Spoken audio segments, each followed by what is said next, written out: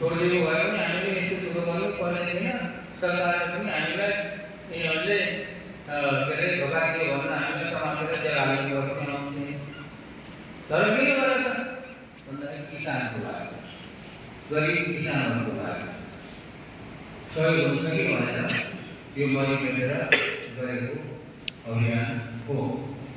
त्यो अभियान र अहिले त्योभन्दा अर्को आम्दानी छैन, यो किताबभन्दा अर्को आम्दानी छैन र यही किताब बेचेर अहिले हामीले झन्डै 10 करोड रुपियाँ जति यो खर्च लगाएर जम्मा गरिसकेको छ। यो किताब सुदूरपश्चिमबाट बेच्दै यहाँसम्म आइपुगेको आज 360 दिन भयो। 41औं जिल्लामा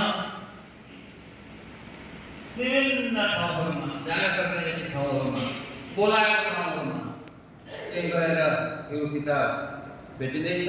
1,80,000 प्रति जति किताब बेचियो र अब 36वटा जिल्लाको कुरा भएको छ। कति समय लाग्छ थाहा छैन, कति समय लाग्छ लाग्छ।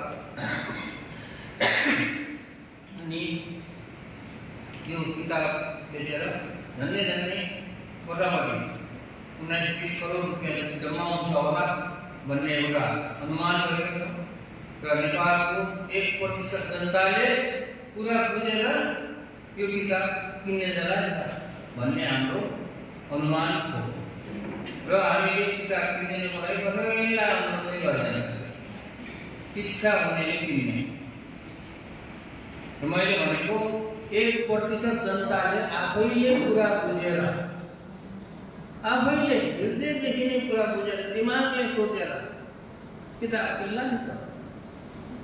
अब